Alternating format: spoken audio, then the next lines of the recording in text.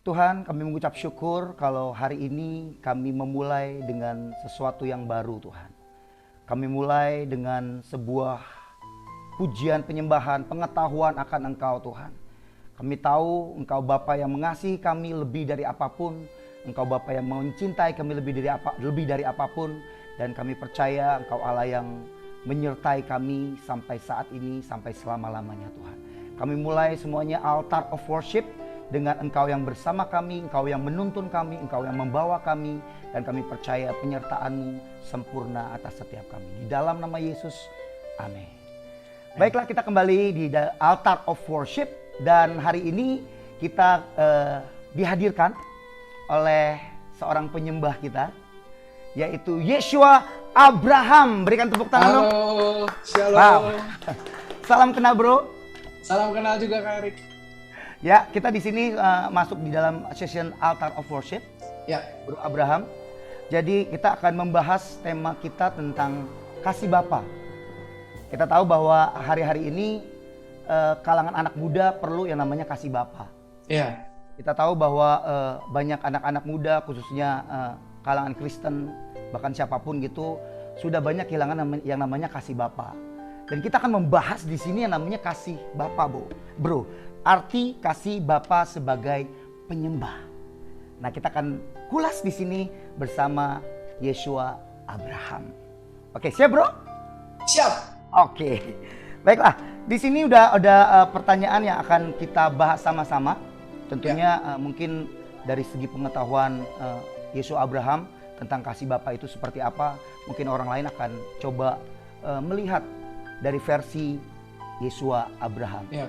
Oke, yang pertama itu menurut Yeshua Abraham, kasih Bapa itu seperti apa? Silakan bro. Menurut aku pribadi ya, berdasarkan pengalaman perjalanan bersama Tuhan selama ini, buat aku pribadi kasih Bapa itu melebihi kasih dari orang tua kita di dunia. Jadi kalau kita, aku selalu punya iman bahwa kalau aku punya orang tua yang baik di dunia ini, gitu, Tuhan itu di atas standar itu, gitu. Jadi kalau kita mungkin di dunia ini punya orang tua yang gak perhatian sama kita, wah kasih Tuhan itu melebihi hal itu. Jadi Tuhan itu selalu mengasihi kita layaknya darah dagingnya sendiri, gitu. Ya. Bahkan melebihi dari seorang bapak yang ada di dunia, gitu. Jadi kalau dibilang kasih Bapa seperti apa, ya seperti apa yang Yesus katakan, jika seorang Bapa yang di dunia aja tahu apa yang baik untuk anaknya, terlebih Bapa kita di surga. Jadi itu sih yang aku pegang sih. Dia itu yang terbaik, dan cara dia mendisiplin kita bukan untuk menyakiti kita, tapi untuk menjadikan kita lebih baik, lebih seperti Yesus. Gitu kan, dan dalam setiap perjalanan dia nggak pernah tinggalin kita. Itu sih. Ya, kalau aku lihat begini, banyak anak-anak di zaman sekarang, khususnya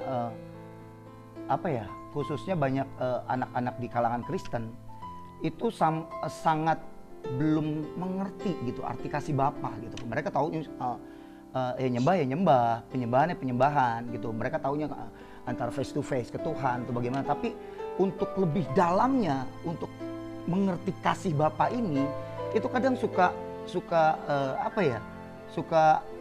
ngaco atau bagaimana. Nah itu kadang yang kita lihat di beberapa ini gitu. Karena banyak kan kalau kita ada di sesi-sesi pemulihan atau sesi-sesi hati Bapa ya, biasanya kan ada sesi sendiri ya tentang hati Bapa, kasih Bapa. Nah ternyata memang gambaran Tuhan ini banyak yang rusak ya di dalam pikiran-pikiran anak-anak Tuhan gitu. Mereka mengukur Tuhan itu disamakan dengan orang tua mereka gitu kan. Papaku aja di rumah kayak begini, tukang KDRT-in mama aku mungkin gitu kan, di rumah ngomongnya kasar, disiplin anak bukan mendisiplin malah menyakiti. Jadi mereka nggak bisa melihat sosok Tuhan itu sebagai Bapa gitu kan, karena ya gambaran Bapa itu dirusak sama iblis di dalam keluarga-keluarga yang memang ya berantakan gitu ya.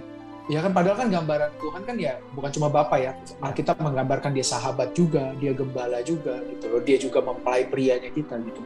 Dan salah satu gambaran ini yang sering kali dirusak sama iblis yaitu gimana gambaran Bapa yang seharusnya itu penuh kasih, karena iblis masuk intervensi ke keluarga-keluarga, akhirnya gambarannya rusak gitu kan. Ya kan, mungkin juga di dalam kondisi persahabatan banyak sahabat-sahabat tuh yang nikung temennya dari belakang mungkin.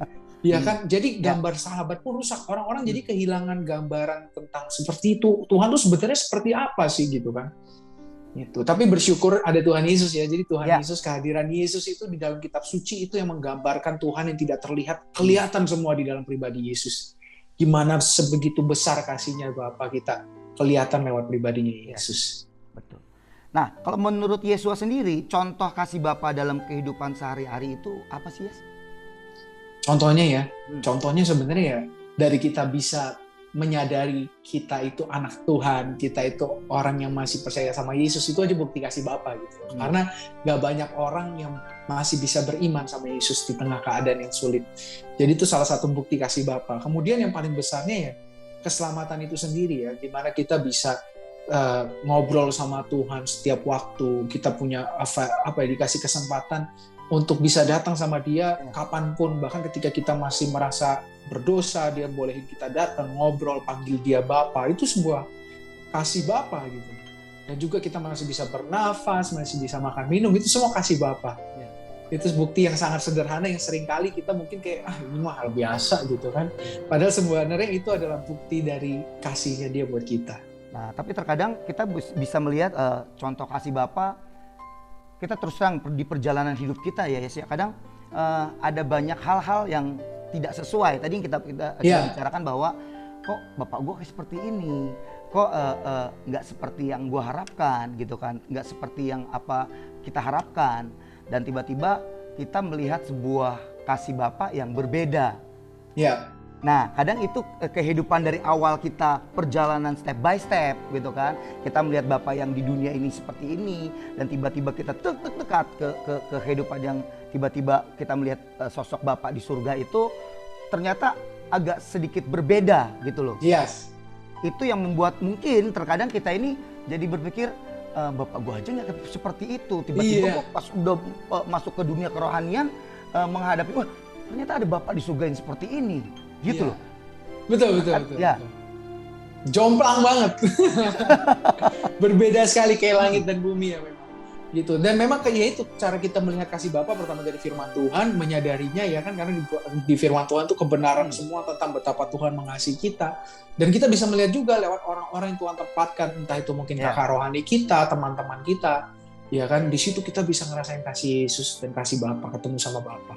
Ada kesaksian nggak sih, Yes, untuk lebih dalamnya lagi tentang sebuah sosok Bapa yang benar-benar luar biasa di dalam hidup kamu, Yes? Jadi aku itu memang lahir sebagai orang Kristen ya, papaku kan pendeta juga, hamba Tuhan. Cuma ternyata hidup sebagai orang Kristen itu belum tentu kita mengalami kasih Bapa seutuhnya. Seringkali kita terjebak dalam ritual agama gitu ya. Terjebak dalam masa lalu, entah mungkin kita juga terjebak dengan ketakutan kita. Nah, kalau aku pribadi, aku terjebak dengan ritual agama, kelihatannya berdoa, kelihatannya ikut ke gereja, ikut komsel, ya kan, mengalami ya tanda kutip ya bisa nangis di gereja mungkin, tapi aku nggak betul-betul menemukan sosok Bapa, karena di mata aku tuh Tuhan tuh masih seperti apa ya? Aku harus begini dulu baru Tuhan begitu gitu. Aku harus begini dulu baru Tuhan begitu. Padahal kebenarannya Tuhan yang udah kasih semuanya buat kita kan. Ya memang aku kan dari kecil tuh udah Kristen, ya. Terus aku cuma nggak dapat gambaran Tuhan yang seutuhnya sebagai Bapa, karena aku cuma taunya, wah Tuhan itu seperti Tuhan yang ada di perjanjian lama gitu loh. Aku harus begini dulu, Tuhan baru begitu. Aku harus begini dulu, baru begitu gitu loh. Jadi akhirnya ya takut tiap kali datang sama Tuhan, takut. Walaupun kadang kalau ikutin kayak KKR segala macam bisa nangis gitu ya, mungkin terbawa suasana gitu kan. Cuma nggak betul-betul menyadari pribadinya Bapa gitu, nggak betul-betul mengetahui bahwa aku tuh anaknya gitu loh, dia tuh Bapakku gitu. Jadi karena ya itu kan berusaha untuk mengikuti ritual yang ada, liturgi yang ada, tidak menemukan Tuhan, ya kan, karena memang Tuhan itu pribadi ya, bukan cuma sekedar ritual atau liturgi saja. Yang terjadi aku melenceng, Kak. Aku cari kesenangan di dunia gitu loh, berusaha untuk ya itu ya cari pacar yang nggak benar gitu kan. Nah sekarang udah menikah, puji Tuhan gitu. Jadi waktu itu bandel banget gitu loh. Pokoknya ya kelihatannya ada di gereja, tapi pulang gereja ya buat hal-hal yang menyakiti hati Tuhan. Tapi ternyata di luar pun nggak bisa puas, cuma sementara kan kepuasan yang ditawarkan oleh dunia kan. Sampai satu titik aku dengar suara di hati ada yang manggil, kamu kemana aja Yesua gitu. Nah, di situ ketika ada panggilan itu aku tersentuh kayak seperti, padahal itu aku bukan lagi nonton KKR atau lagi ngapain, aku cuma lagi di toilet. Aku ingat banget aku lagi di toilet sekolah, tiba-tiba lagi cuci tangan, ada suara itu di hati gitu. Nah, aku tersentuh dan aku bertanya-tanya kenapa Tuhan masih manggil aku, padahal kondisinya aku tuh udah yang menjauh dari Tuhan. Ya seharusnya kan Tuhan gak usah apa ya, Tuhan tahu aku akan mengecewakan dia, kenapa Tuhan masih kasih kesempatan untuk kembali, dia panggil lagi supaya balik gitu kan. Ya. Dan jadinya aku masuk ke dalam perenungan yang dalam, aku jadi renungin kenapa Yesus mau mati buat saya gitu kan, kenapa Yesus mau mati buat manusia, padahal ya manusia itu, Tuhan itu kan omnipresence, dia juga bisa ada di masa depan, di masa lalu, dia tahu apa yang akan terjadi di depan gitu. Ketika dia mati di kayu salib, dia tahu yang namanya Yesus Abraham tuh akan tidak menghargai kematiannya, akan hidup seenaknya gitu, tapi dia tetap mati untuk semua manusia. Padahal dia juga punya kuasa untuk menciptakan dunia yang baru, manusia yang baru, tapi kenapa dia memilih untuk mati gitu. Nah, aku nggak dapat jawabannya tuh Kak. Waktu aku nggak dapat jawaban itu dan aku jadi merenungkan, aku tanya ke papaku, kita ngobrol-ngobrol dan aku bilang, Pak, kenapa Yesus mau mati buat kita, padahal kita itu ya seringkali menyakiti hati dia gitu, kenapa dia tetap sayang banget sama kita. Dan papaku cuma bilang satu kalimat itu seperti khotbah 45 menit buat aku. Papaku cuma bilang, karena kamu berharga.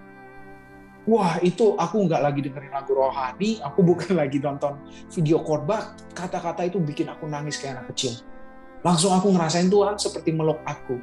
Aku dibawa flashback di masa-masa aku lagi berusaha menyenangkan hati Tuhan dengan pikiranku sendiri. Tuhan ada di sana, aku lagi berbuat dosa nyakitin hati dia, Tuhan ada di situ. Jadi Tuhan bawa aku flashback seperti aku tuh nggak pernah tinggalin kamu, yes. Aku sayangkan sama kamu. Di situ aku ketemu kasih Bapa. Gitu. Dan di situ aku baru mulai tertarik bahwa aku pengen kenal Bapa itu seperti apa sih. Aku mulai cari firman Tuhan, aku mulai berdoa bukan karena disuruh, bukan karena takut lagi, tapi karena aku tertarik. Aku pengen kenal pribadi yang bilang aku berharga, padahal seringkali aku itu melakukan hal-hal yang menyakiti hati dia. Yes. Gitu. Ya, untuk flashback aku sendiri ya, yes, aku pernah punya pengalaman sebenarnya. Pengalamanku begini, aku diingatkan kembali pada sebuah sosok bapak sebenarnya. Bapaknya seperti gini, waktu aku kecil, aku tuh sering yang namanya dibawain makanan, ciki, coklat gitu kan. Bahkan maaf kata, untuk suara motornya pun aku tahu itu suara motor papaku. Wow. Bahkan jalannya pun, suaranya pun dari jauh aku tahu itu suara papaku. Jadi aku di flashback kembali untuk aku begini, mengenal sebuah sosok bapak itu sebenarnya gampang. Kamu harus tahu dari kecil, kamu tahu bapak kamu siapa. Suaranya pun kamu tahu, gerakannya pun kamu tahu, bahkan semua apapun yang dia mau kasih kamu tahu gelagatnya bapak kamu, bapakku sendiri gitu loh. Nah jadi aku selalu flashback gini, setiap penyembahan, setiap aku nyembah Tuhan, aku tahu nih saat bapakku, Tuhanku, Yesusku itu berkata, yuk nak kamu lakukan ini. Aku tahu itu suara bapakku, itu suara bapakku. Jadi aku di flashback kembali untuk di mana aku mengenal bahwa kamu seperti anak kecil yang mengenal suara bapakmu. Tahu, kenal langkahnya, kenal suaranya, karakternya bagaimana. Kita harus tahu. Nah, kebanyakan di setiap kita ini Tuhan ngomong ini banyak anak-anak muda nih ya, contohnya gitu. Banyak yang saat Tuhan ngomong gini, bukan. Tuhan ngomong gini, bukan gitu. Jadi ada sebuah kehilangan sosok bapak di kehidupan anak-anak muda, contohnya banyak lah gitu ya. Nah itu ya kita yang aku mau belajar untuk flashback again gitu, untuk kita coba mengenal sebuah sosok ayah kita waktu kita masih kecil, kenal suaranya, kenal karakternya, kenal apapun. Nah itu yang banyak kehilangan untuk anak-anak muda. Ya karena memang untuk kita mengenal sosok Bapak kan seperti kita mengenal Bapak kita gitu ya, yang ada di dunia. Itu kan waktu ya, maksudnya kita spend time sama dia, kita hidup bersama dia gitu, kita berbicara bersama dia. Nah banyak anak muda kehilangan suara Tuhan karena udah gak pernah lagi luangkan waktu sama Tuhan gitu, karena mereka udah gak pernah lagi berbicara sama Tuhan gitu kan. Padahal ya Yohanes 15 aja Yesus bilang kan bahwa ketika kamu ada di dalam aku, ya kan tinggal di dalam aku, ya kamu akan mengenal aku gitu loh. Aku kan pokok anggurnya gitu kan. Nah untuk kita terkoneksi dengan Bapak kita, ya kan kayak Kak Erik kenal papanya Kak Erik, itu kan dihabiskan dengan puluhan tahun mungkin, belasan tahun. Ya jadi memang untuk kita tahu ini suara Bapak atau bukan, dimulai dari komunikasi bersama Bapak. Iya kan, berdoa dan membaca firman Tuhan. Karena kalau tolak ukur udah pasti di situ, suara Bapa di surga nggak mungkin lari dari kebenaran firman Tuhan gitu. Nggak mungkin tiba-tiba suara Tuhan, ayo kamu nyolong gitu kan, nggak mungkin gitu kan. Ayo kamu pergi ke tempat judi, itu udah nggak mungkin suara Tuhan gitu kan. Tapi yang namanya suara Tuhan tuh udah pasti dia isinya kebenaran, isinya tuh membuat kita tuh mengasihi Dia dan mengasihi sesama. Gitu. Pernah kecewa gak sih, Yes? Sama Tuhan? Ya. Pernah, dan itu kondisinya kecewa karena nggak nempel sama Tuhan. Gitu. Karena seringkali apa ya, kalau yang aku alami ya, kalau aku kecewa tuh aku memaksakan keinginanku. Yang sebenarnya kalau aku spend time sama Tuhan, aku komunikasikan sama Tuhan, aku udah tahu itu tuh bukan isi hatinya Tuhan gitu loh. Itu tuh sebenarnya Tuhan nggak suka sama hal itu, tapi aku paksa, aku pengen itu terjadi. Pakai pengertian sendiri, akhirnya kecewa. Gitu. Tapi udah lama. Cuma semakin kesini karena kita semakin ya seperti kita nempel sama papa kita, kita tahu ya apa yang dia suka, apa yang dia nggak suka gitu kan. Jadi sekarang udah tahu mau minta apa, udah tahu sebelum kecewa gitu. Jadi puji Tuhan udah tahu rumusnya. Entah kenapa ya tanpa sadar tuh peka gitu loh, tanpa sadar. Dan memang kepekaan kan dibangun dari pengenalan, dari kepengenalan sama Tuhan gitu. Jadi kayak waktu itu aja aku inget ya, waktu itu lagi gencar-gencarnya di Jakarta berdoa untuk gubernur. Ya. Untuk gubernur, semua orang berdoa Ahok yang jadi gubernur gitu kan ya. Pak Ahok please jadi gubernur gitu kan. Ayo kita semua bersatu hati berdoa. Entah kenapa di dalam rohku aku nggak berdoa gitu. Aku udah tahu ini bukan maunya Tuhan. Padahal kelihatannya di mata manusia Ahok itu yang terbaik gitu. Gitu. Jadi aku cuma bilang, Tuhan aku percaya rancanganmu yang terbaik. Kalau memang kau mau Ahok yang jadi, Ahok jadi. Tapi aku udah berasa di dalam roh, aku nggak bisa paksain. Aku percaya Tuhan ngatur gitu loh. Akhirnya yang terpilih Pak Anies Baswedan gitu kan. Semua orang kecewa, kita udah berdoa Tuhan nggak jawab gitu kan. Aku bilang ya aku nggak usah kecewa, aku tahu dia punya yang terbaik gitu. Mungkin di mata kita dia Pak Anies bukan yang terbaik, tapi pasti ada hal rancangan Tuhan yang memang Tuhan mau genapi melalui Pak Anies gitu. Jadi ya seperti itu ya. Untuk pengaruh kasih Bapak buat kamu sendiri apa, Yes? Wah banyak Kak. Pengaruhnya tuh hidupnya tuh jadi ya itu tadi ya, melakukan sesuatu tuh bukan lagi karena pengen dapat sesuatu dari Tuhan. Jadi ketika mengenal kasih Bapa tuh jadinya tuh ngasih sesuatu buat Tuhan tuh karena aduh Tuhan udah terlalu baik di hidup aku gitu. Tuhan tuh udah terlalu sayang sama aku. Aku mau lakuin ini karena Tuhan sayang. Gitu. Jadi benar-benar tujuannya udah berubah banget. Paradigmanya berubah setiap kali datang sama Tuhan tuh udah nggak apa ya, udah nggak ketakutan. Dulu tuh ketakutan. Kalau misalnya kita kan manusia, sometimes kita jatuh ya, kita bisa melakukan kesalahan. Datang sama Bapa kalau kita punya pulih gitu ya hubungan kita, paradigma kita, cara pandang kita tentang siapa Tuhan dan siapa kita di mata Tuhan. Datang sama Tuhan dalam keadaan apapun, kita tetap rasain dia peluk kita gitu. Kita tetap rasain tuh dia tuh sayang banget sama kita. Sekalipun keadaan lagi susah, nggak enak, tapi datang sama Tuhan tuh tetap ada kesegaran sih. Gitu sih. Tuhan baik banget ya Kak ya. Di usia berapa sih Yes untuk kamu mengalami sebuah perubahan? Titik baliknya tuh 16 tahun. 16 tahun. Usia 16 tahun itu benar-benar kayak 180 derajat cara pikir semua berubah. Gitu ya. Tapi terus dibaharui. Ini kan makin nempel sama Tuhan makin seperti Tuhan ya. Gitu.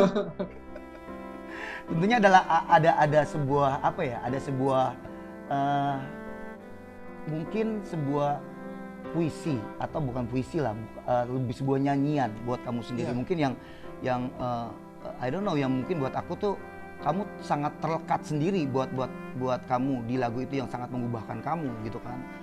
Yang sangat terlekat banget buat kamu, yang ini di titik balik di lagu ini sebenarnya gue sangat ngerasakan bahwa Tuhan itu Bapak yang sangat keren banget gitu.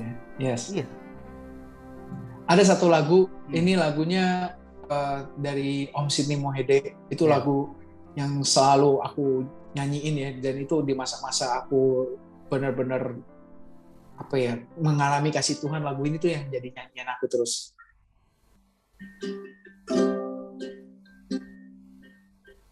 Bila ku buka mataku dan lihat wajahmu,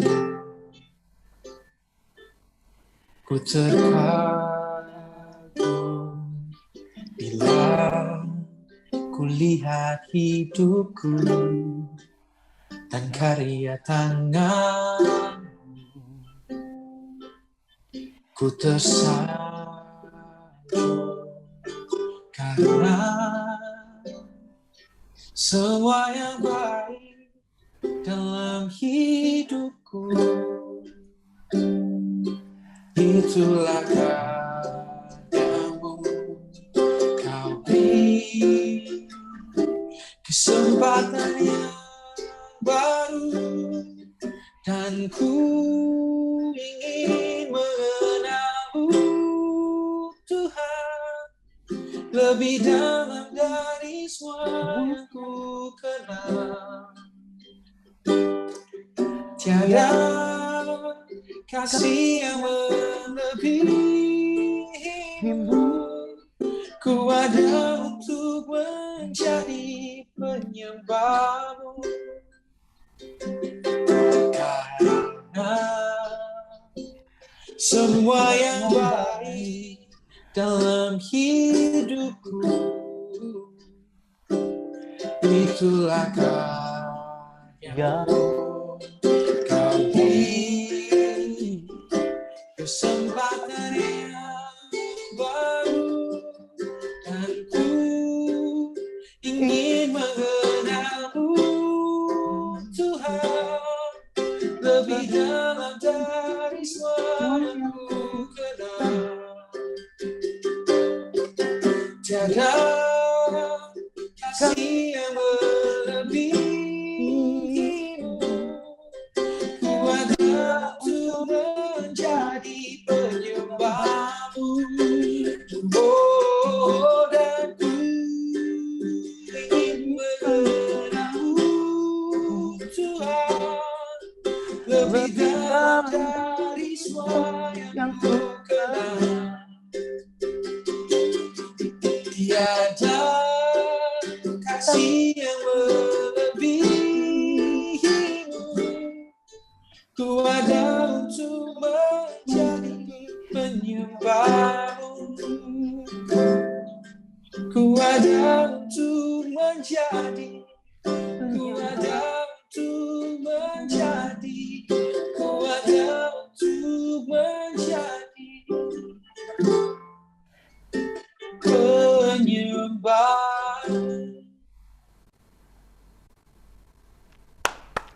Thank you. Wah, Thank you. itu lagu keren. Itu lagu buat aku yang salah satu momen Sydney yang the best buat aku di Iya. gitu Benar. kan. Sekarang Yesua Abraham yang nyanyi. Wah, keren. Thank you Kak Erik, puji Tuhan. Ya.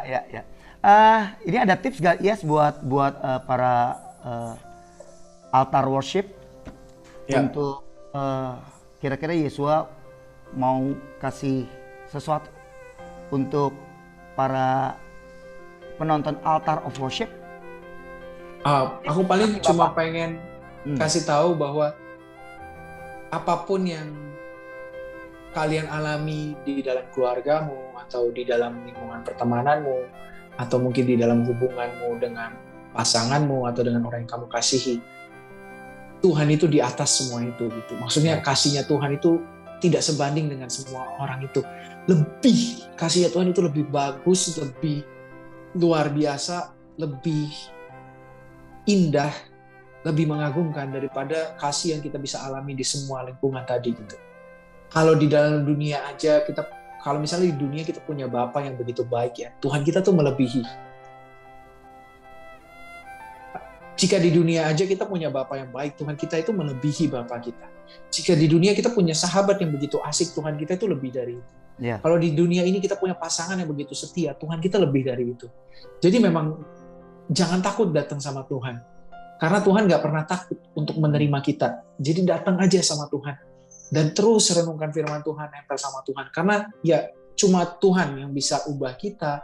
Dan di dalam Tuhan kita punya ketenangan, punya kepercayaan diri, punya kekuatan, punya penghiburan. Jadi ayo datang sama Tuhan. Wah, oke. Thank you Yesua Abraham sudah kasih tips, sudah kasih banyak sesuatu untuk penonton altar of worshiper.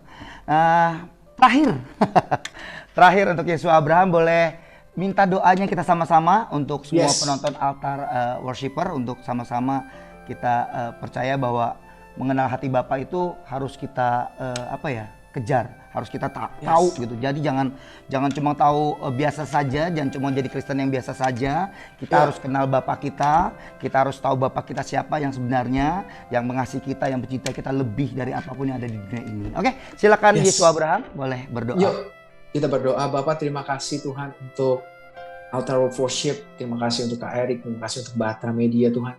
Kami percaya Tuhan, ini adalah saat di mana hati anak-anak akan kembali kepada Bapa dan hati Bapa akan kembali kepada anak-anak. Kami percaya mereka akan menemukan Engkau di dalam kehidupan mereka karena Engkau tidak sulit untuk ditemui. Ya. Aku percaya Bapa, di dalam nama Tuhan Yesus, biar Engkau runtuhkan semua tembok kebohongan yang iblis sudah bangun. Semua kebohongan yang bilang bahwa Tuhan itu jahat, Tuhan itu setia kalau kita setia.